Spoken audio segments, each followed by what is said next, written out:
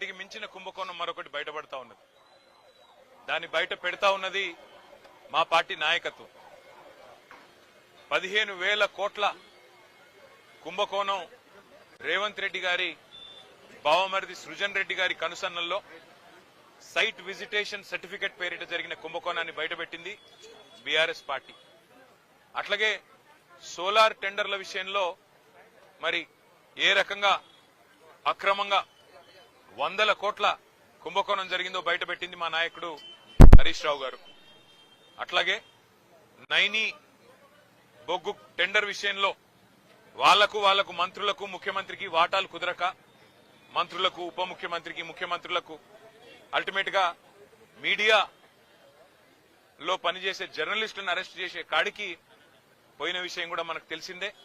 అట్లాగే ఆ నైని బొగ్గు టెండర్ను కూడా రద్దు చేసిన విషయం కూడా మనకు తెలిసిందే.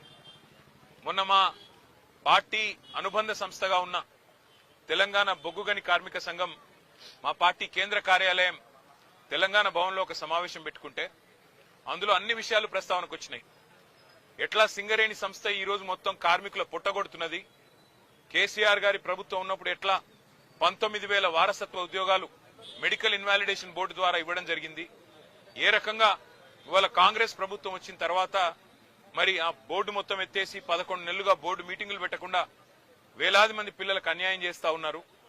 అన్యాయం చేయడమే కాకుండా గతంలో కేసీఆర్ ప్రభుత్వం ఇచ్చిన ఉద్యోగాలు మెడికల్ ఇన్వాలిడేషన్ కింద 19,000 ఉద్యోగాలు ఏదైతే ఇచ్చారో వాటి మీద కూడా విజిలెన్స్ ఎంక్వైరీ చేపిస్తామని చెప్పి అసెంబ్లీలో ఉప ముఖ్యమంత్రి బట్టి విక్రమార్క గారు ఏ మాట అయితే చెప్పారో ఇవన్నీ కూడా ఇవాళ సింగరేణిలో కార్మికుల్లో అక్కడుండే ప్రజల్లో కలవరాన్ని రేకెత్తిస్తా ఉన్నాయి.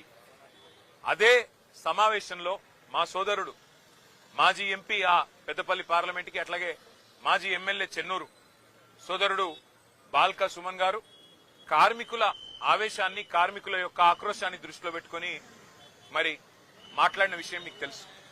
ఇవాళ ఈ ప్రభుత్వానికి ఎజెండా ఒకటే, అసలు విషయం మరుగున పడడానికి, అసలు విషయాన్ని బయటికి రాకుండా చేయడానికి, సింగరేణిలో జరుగుతున్న కుంభకోణాలను బయటికి రాకుండా ప్రజల దృష్టికి రాకుండా చేసేందుకు విషయాన్నంతా గోలు తిప్పి సుమన్ ఏదో అన్నాడు అని చెప్పి ఇలా లోపల పెట్టే ప్రయత్నం చేసినారు. వాళ్ళ చెంచల్ కూడా జైల్లో పెట్టారు. మరి ఆయన మీద ఇష్టమున్న కేసులు ఇష్టమున్న సెక్షన్లు కూడా పెట్టినారు. చివరికి మెజిస్ట్రేట్ గారు కూడా మందలించి పీడీపీపీ ఎట్లా పెడతారు మీరని చెప్పి తీసేసిన పరిస్థితి మనం చూస్తా ఉన్నాం. సోదరుడు సుమన్ చేసిన వ్యాఖ్యల్లో ఏమన్నా తప్పు ఉన్నదని ప్రభుత్వం భావిస్తే నేను ప్రభుత్వాన్ని ఒకటే అడుగుతా ఉన్నా. మరి కాంగ్రెస్ పార్టీ యొక్క పెద్దలు ఇవాళ ముఖ్యమంత్రిగా ఉన్న రేవంత్ రెడ్డి ఆ రోజు మల్కాజ్గిరి పార్లమెంట్ సభ్యుడిగా పీసీసీ అధ్యక్షుడిగా ప్రగతి భవన్ అంటే ముఖ్యమంత్రి గారి అధికారిక నివాసం ప్రగతి భవన్ ని బాంబులతో పెట్టి పేల్చినా తప్పులేదు అన్నాడు. మరి ముఖ్యమంత్రి గారు మీ చర్యలు తీసుకోకూడదా? ఒక గౌరవ పార్లమెంట్ సభ్యుడిగా ఉంటూ పీసీసీ అధ్యక్షుడిగా ఉంటూ బాంబులు పెట్టి ముఖ్యమంత్రి అధికారిక నివాసాన్ని పేల్చేయాలే అని మాట్లాడిన రేవంత్ రెడ్డి శిక్షకు అర్హుడు కాదా? చెంచల్గూడకు మళ్లీ తిరిగి రావడానికి అర్హుడు కాదా? అట్లాగే బండి సంజయ్ కేంద్ర మంత్రిగా ఈరోజు ఉన్నారు. ఆయన కూడా పార్లమెంట్ సభ్యుడిగా హైదరాబాద్ పాతనగరం మీద సర్జికల్ స్ట్రైక్ చేస్తాం అని మాట్లాడిన మాట మరి అది శిక్షార్హం కాదా? ఆయన మీద ఇవాళ బాల్కా సుమన్ మీద పెట్టిన సెక్షన్లు ఆయనకు వర్తించవా? అట్లాగే మిగతా కాంగ్రెస్ నాయకులు ఒక మాజీ ఎమ్మెల్యే మైనంపల్లి హనుమంతరావు సిద్దిపేటలో మా హరీష్ రావు గారి క్యాంప్ కార్యాలయం మీద దాడి చేయించడమే కాకుండా పెట్రోల్ పోసి తగలబెడతా హరీష్ రావుని అనే మాట అది శిక్షార్హం కాదా? దానికి సెక్షన్లు వర్తించవా? వాళ్ళ జడ్చర్ల ఎమ్మెల్యే అనిరుద్ రెడ్డి అక్కడ ఉండే ఒక కంపెనీని పెట్రోల్ పోసి తగలబెడతా అంటే అక్కడ శిక్ష ఉండదా? అంటే కాంగ్రెస్ లో ఒక నీతి, మా సోదరుడు బాల్కా సుమన్ గారికి ఇంకో నీతా? ఎందుకు మీకు ఇంత కోపం బాల్కా సుమన్ మీద? ఉద్యమంలో ఆ రోజు 220 కేసులు పెట్టారు సుమన్ మీద. మళ్లీ చూస్తుంటే ఆ రికార్డు బద్దలు కొట్టాలన్న ప్రయత్నం ఏమైనా చేస్తున్నట్టు కనబడుతున్నది. కానీ ఏదేమైనప్పటికీ ఒకటి మాత్రం పక్కా, సింగరేణిలో జరుగుతున్న బొగ్గు దోపిడీ, సింగరేణిలో ఏదైతే మొన్న మా నాయకులు బయటపెట్టినారో 40 లక్షల మెట్రిక్ టన్నుల బొగ్గు తీయనిది తీసినట్టు చూపెట్టి ఇవాళ 1600 కోట్ల గోల్మాల్ కార్యక్రమం ఏదైతే చేస్తున్నారో, సింగరేణి కార్మికుల పొట్టగొట్టే విధంగా బోర్డు పెట్టకుండా ఏదైతే సతాయిస్తున్నారో, విజిలెన్స్ ఎంక్వైరీ పేట వేధిస్తున్నారో, మీ కుంభకోణాల నుంచి దృష్టి మళ్చడానికి ప్రయత్నం చేస్తున్నారో దీన్ని వదిలిపెట్టం. మా సోదరుడు ధైర్యంగా ఉన్నాడు. శ్రీనివాస్ యాదవ్ గారికి, సుధీర్ రెడ్డి గారికి, హర్షవర్ధన్ రెడ్డి గారికి మేము పోతే సోదరుడు చెప్తా ఉన్నా, నా గురించి బాధపడకండి, సింగరేణి కార్మికుల మీద దృష్టి పెట్టండి. మా వాళ్ళు ఆక్రోశంతో ఉన్నారు మంచిర్యాల జిల్లాలో, మా ఆదిలాబాద్ జిల్లాలో, రామగుండంలో.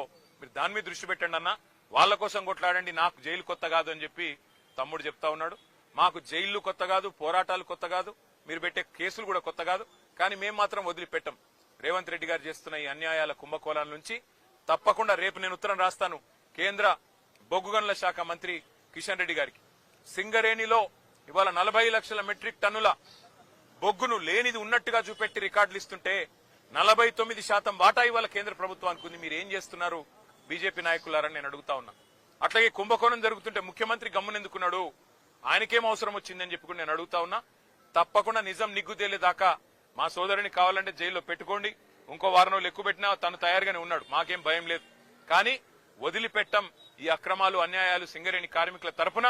తప్పకుండా ఈ ప్రభుత్వాన్ని నిలదీస్తూనే ఉంటామని చెప్పి మీకు తెలియజేస్తూ అందరికీ ధన్యవాదాలు. థాంక్యూ.